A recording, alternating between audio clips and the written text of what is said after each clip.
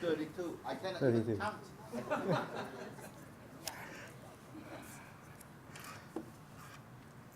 Honorable Chief Minister Lim Guang-eng, and the YB Zagril, and the Professor Dr. Wu, and the distinguished guests, ladies and gentlemen. I'm quite delighted and honored to have the opportunity to deliver the fifth Penang in Asia lecture at the Penang Institute, and also I'm quite grateful for Win's very lavish introduction of me.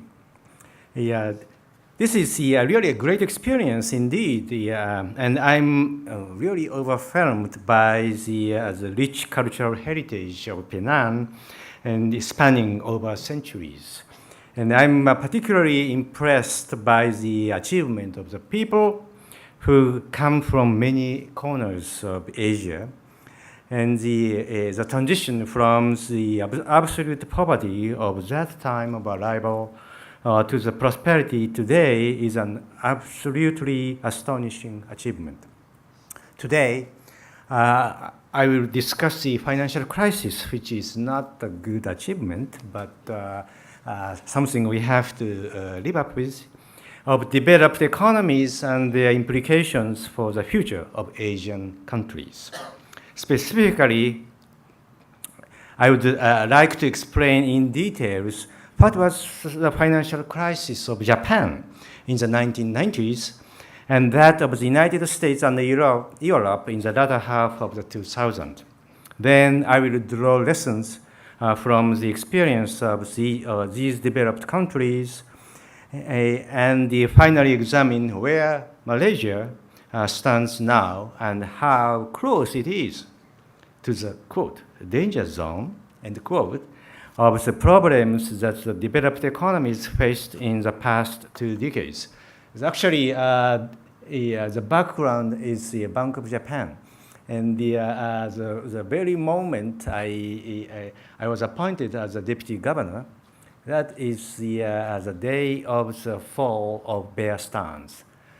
And so this is a quite experience. And then 6 months later, I addressed in the Foreign Correspondents Association, and I predicted, and actually I hoped for the Congress to vote for the rescue plan of Lehman Brothers, and the next day the Congress rejected. And then the whole financial crisis began.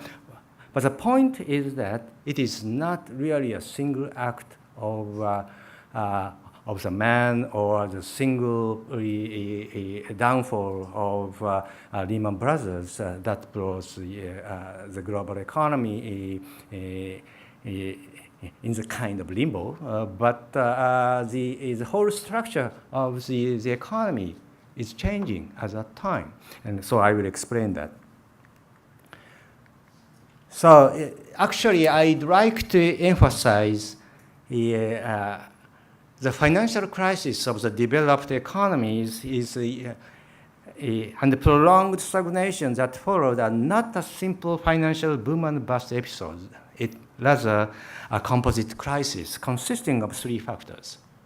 The so-called great property bubbles and their collapse.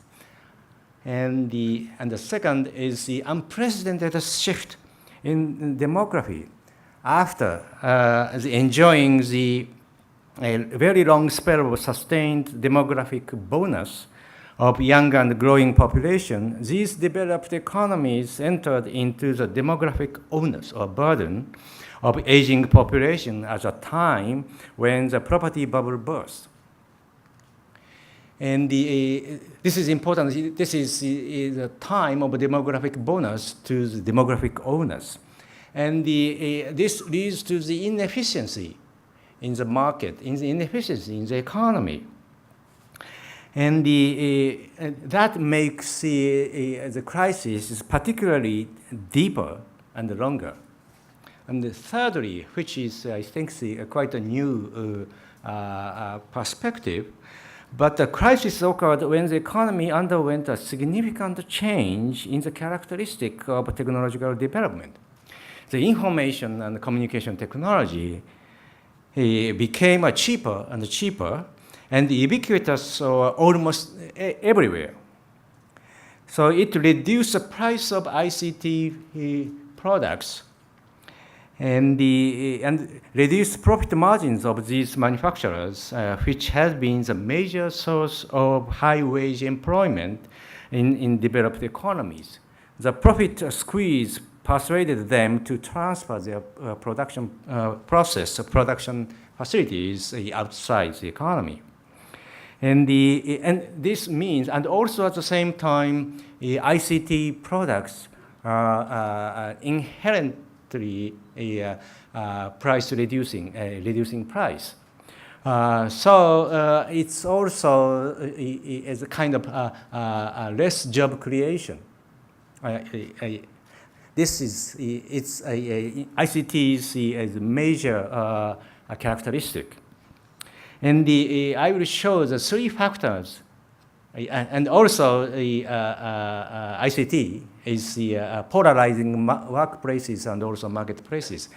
And finally, I show the three factors greatly increases amplitude of the boom and bust cycle, and making the crisis particularly, as I told you, deep and longer. And so the next point is a great property bubbles. And the magnitude of the bubble and the subsequent collapse in developed economies is simply mind-boggling. And this chart shows first the real property price movement in Japan. Here I use a so-called RRPI index for Greater Tokyo area, which is roughly 10% of the total population. This is a quality-adjusted, previously owned condominium price index. I helped to establish this price index. And then I have added the United States real property price movement of 10 cities, again, roughly 10% of the total population, which is based on S&P Case-Shiller index. This is also the quality-adjusted real price. These quality-adjusted real prices are up by more than 50% in 3 years. Before the crash, both in Japan and the United States, it's something like, yes, from here to here. And the magnitude of the price decline is even more pronounced. So from here to here, and from here to here. The Japanese real residential property prices at their lowest point are only 1/3 of their peak. In the United States, real residential property prices are more than 40% lower than their peak at their lowest point. And so these property bubbles deserve the name of, quote, great property bubbles, end quote. These great property bubbles and their bursts have mind-boggling effects on the economy. This is really mind-boggling. The first chart shows accumulated capital gains and losses as a percentage of nominal GDP in Japan. The red part is a real estate, and the pink part is a financial assets. During the 5 years of bubble period, real estate capital gains are almost 4 times larger than nominal GDP. And the so-called lost decade from 1991 to 2000, their capital losses are more than 2 times larger than nominal GDP. It also shows the financial assets capital gains and losses are relatively small compared with real estate's capital gains and losses. So Japan is a classical property bubble. The next chart is the United States. Roughly speaking, US capital gains and losses are half of Japanese ones. Also in the United States, financial assets capital gains are larger than the real assets capital gains. However, during the bubble period of the United States, financial assets are based on real estates, subprime RMBS and the CDOs and so on. It should be noted that some financial assets here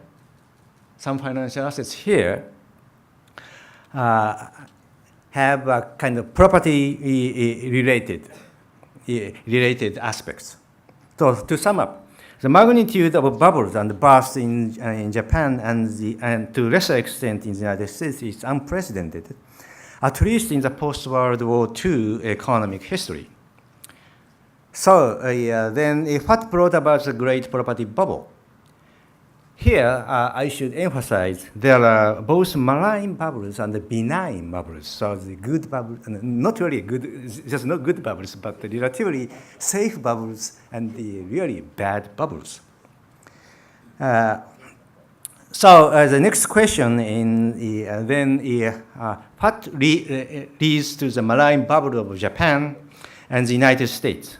There are underlying demographic factor and the confounding credit factor. Let me first show is underlying demographic factor. The bubble peak is around 1990 in Japan, here, and around 2005 here. And this is a time of the peak of working age population ratio. The working age population ratio is the ratio of working age, which is 16 to 64, to the non-working age. So it's something like working age persons, number of working age persons supporting a child or elderly person. That's we will see an increasing economic activities in consumption and investment other than just supporting a child or elderly person in the population bonus period, the population dividend period here, and also here. And actually, we have the two humps here and there. This is quite a characteristic for developed countries. The first hump is so-called baby boomers. And the second is their sons and daughters also enter in the economy, so it's called eco-boomers. So this is the same. And what is behind the whole things is first consider there's a kind of the loose but a very strong relationship between the demography and land prices. So let's think about that. Grown-up baby boomers want to buy a land and save more for their retirement. And actually, land is the most simple and the most kind of durable assets in the assets for the retirement. It should be a long-term asset to provide safety for their retirement.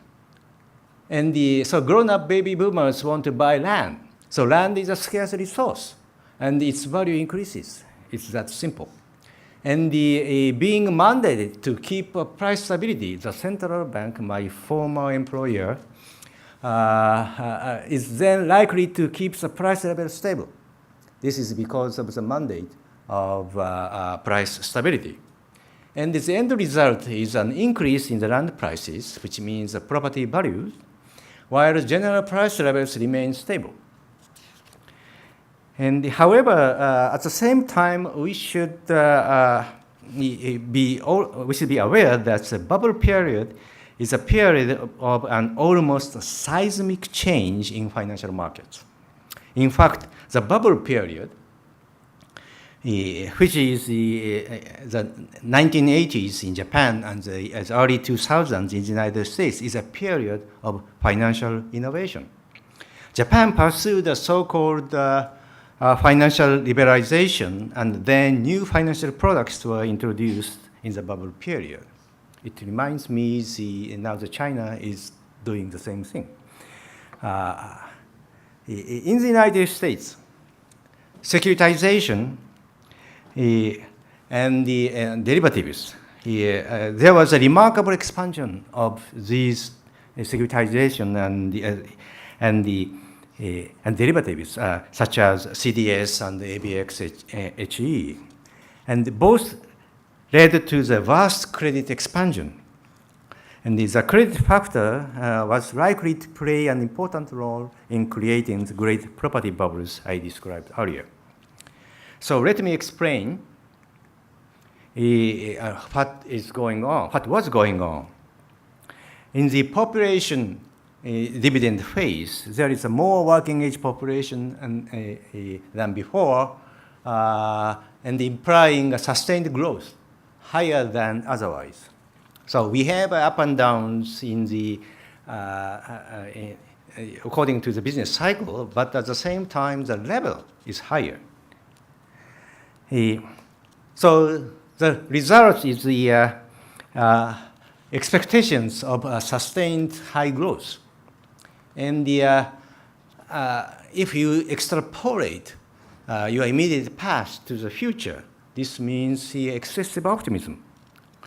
And we see the results of this kind of excessive optimism. So some argued that the new age had finally come, and the old norm had been no longer valid. And this is quite unusual, but for Japanese who save more and more at that time, but even borrowing large became, quote, a status symbol of risk-taking of the new age in the Japanese bubble period, which is quite an exception. In retrospect, the government was also overly optimistic. The Japanese government anticipated substantial scarcity of office space, partly because of internationalization and the financial internationalization of the Japanese markets. A similar story was found in the United States. So let me explain that. This excessive optimism was supported by lending of financial institutions. In Japan, a huge demand for credit came from the corporate sector, especially small to medium-sized enterprises. Not only corporations became speculative in property markets, but also financial institutions encouraged some clients to speculate in property markets as well as financial markets. The end result is a surge in corporate loans. The corporate loans to nominal GDP ratio increased by 29 percentage points between 1980 to 1991. And quite a similar story is found in the United States. Here, a huge demand for credit came from not the corporate sector, but the household sector.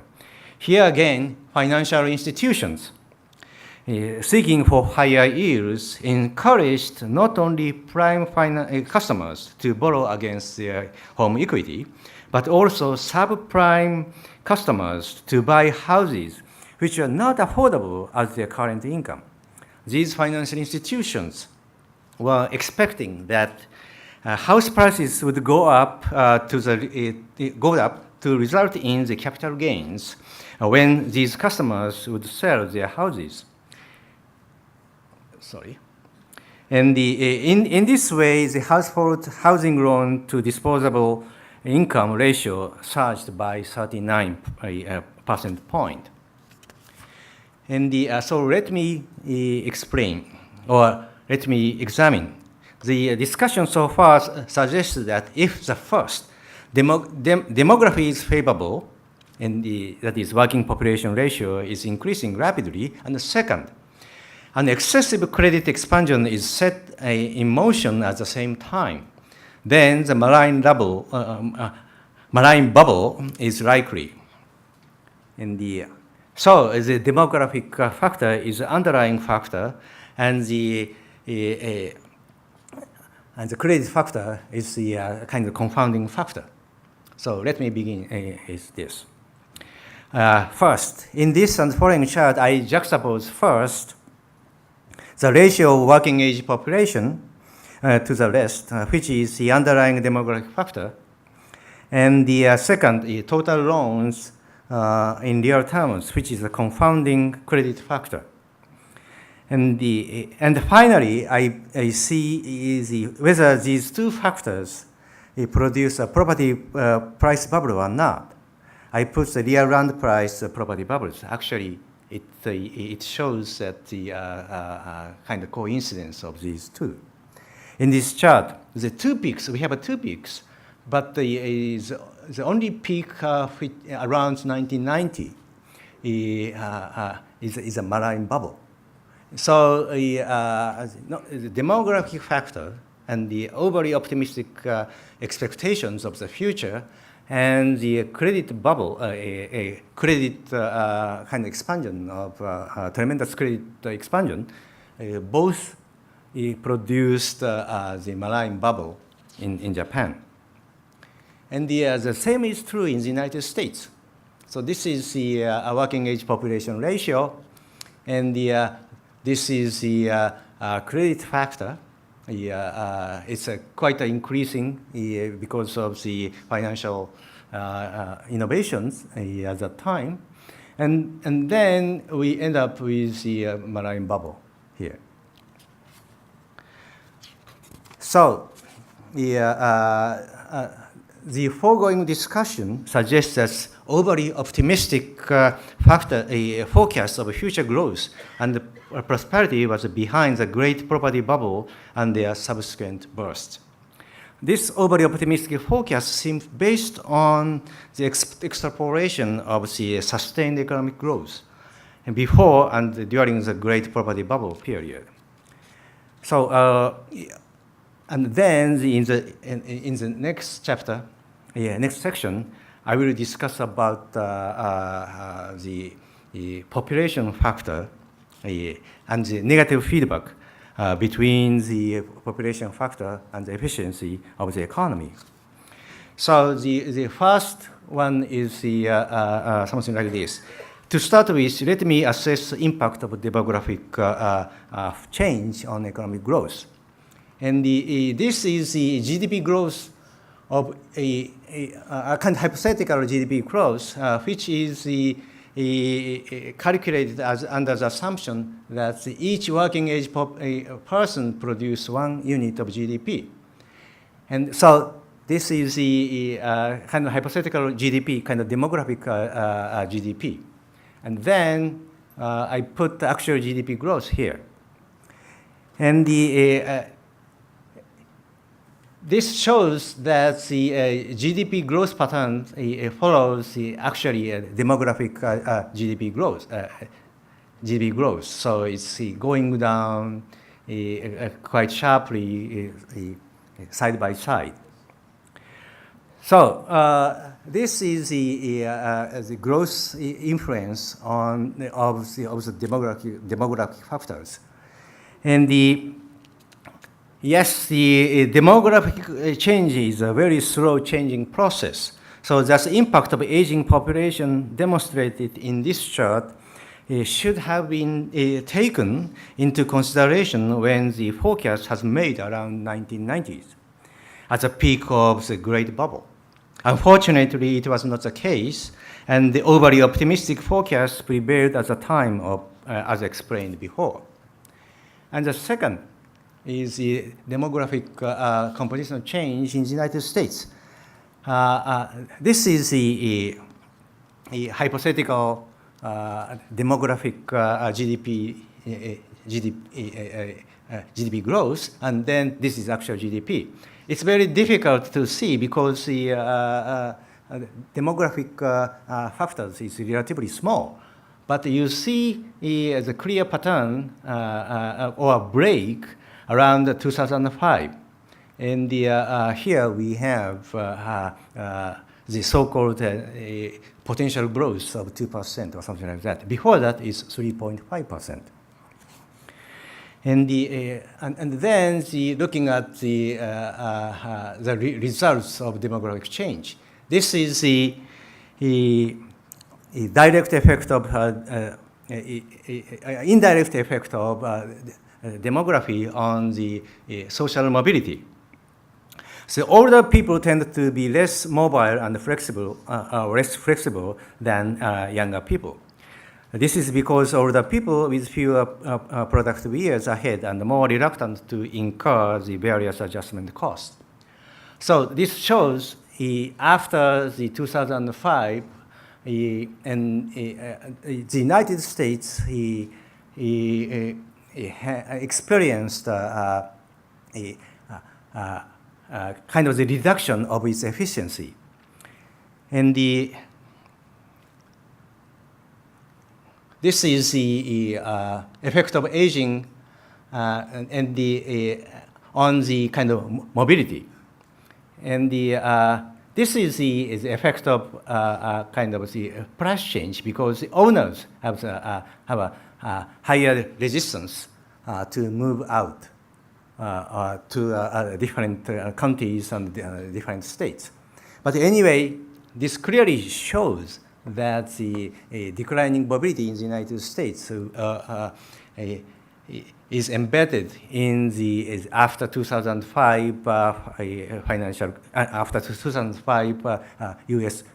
so-called stagnation, and the same is true in Japan. And this is a declining mobility in Japan, and this is the creation rate of creation of new enterprises. And you see the clear break here. And this is the before Japanese bubble burst. It's relatively higher enterprise creation. And then it lowered quite sharply after the bubble burst. And actually, at that time, I have kind of the research that's showing that actually the good firms had to exit from the market, and the bad firms stayed. This is because of the financial crisis at that time. And so the so-called forbearance of the financial institutions just lowered the entire economy's efficiency at that time. And actually, the destruction has not really so changed. And this is almost the same pattern you find in the United States. So this is a recapitulation. The failure to recognize the effects of the demographic bonus, young and growing population during the Great Bubble period, led to overly optimistic forecasts for the ensuing period of demographic onus, aging population. And it happens to be the post-financial crisis at that time. And the aging population is less mobile and flexible, which ultimately impacts economic efficiency. So this reduced effectiveness of traditional policy measures, such as the aggregate demand management.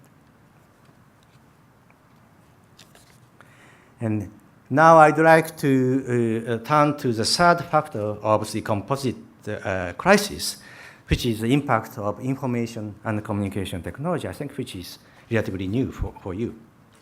And so let me think about that. ICT can apply to a variety of moderately skilled tasks, and consequently displaces the workers from these tasks. And to put it succinctly, we can say if your jobs are, quote, programmable, end quote, then your jobs may not be here, say, in 5 years from now. And this is what really happened in the United States. And actually, between 2007, the U.S. financial crisis and the 2011 is actually the deep recession. You see the change in the number of jobs. And actually, if you look at this chart, the highest skill only lost 0.5%. And the lowest skill, yes, it lost somewhat, but it's 3.8%. The concentration of job loss is in the medium skill part and the interim part. So all in all, we have a loss of medium skilled employment in the United States.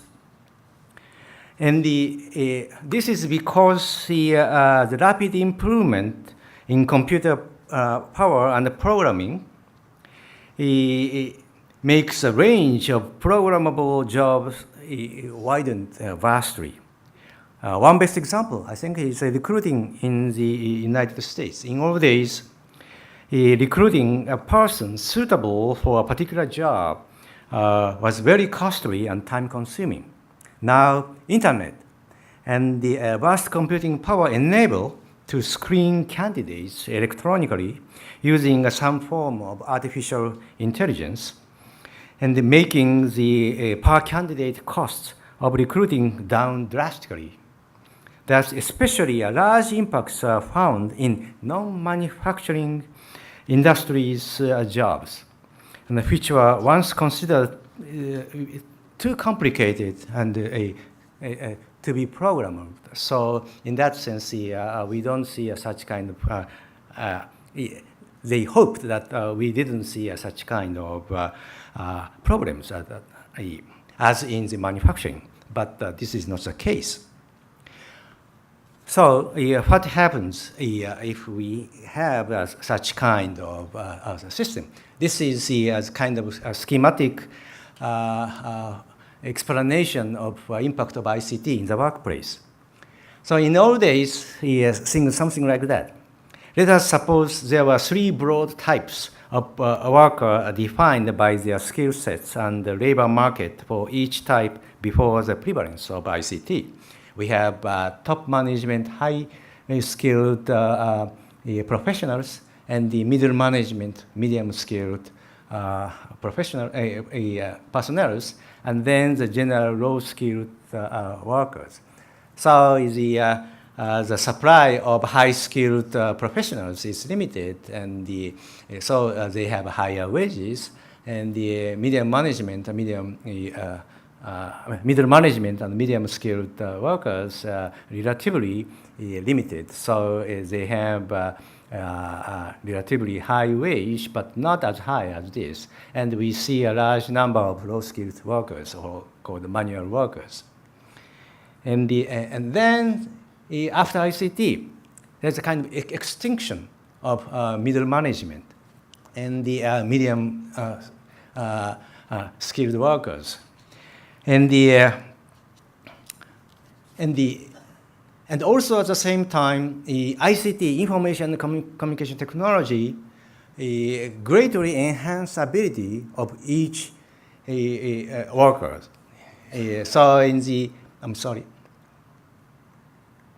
Each worker. And so, for example, the top management personnel, this is a very high upward movement of productivity. So in all days, I'm old enough to see the most of the executives has had a large number of many-leveled, many secretaries to manage the things. So at least you should have the female secretary and also the male secretary to manage all things. And nowadays, there's nobody there. And That's good for the productivity here. And but the problem is that the so-called technological supporting stuff, the demand for the technological supporting stuff, it's going down quite sharply. And actually, in the United States, medium-skilled or moderately skilled jobs are usually technical support people.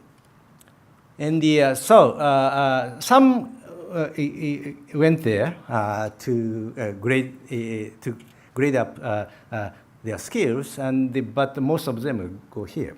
And this is a low wage, but the ICT empowered low wage, so low wage, low skill workers. So productivity increased quite sharply.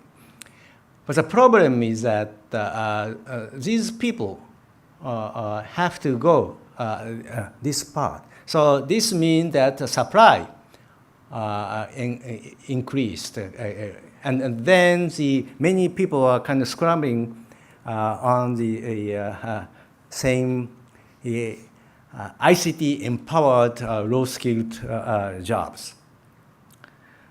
So this is the workplace. So we see the kind of polarization, the high-skilled workers, and also the ICT empowered. This means that their productivity is higher than before, but low-paid workers.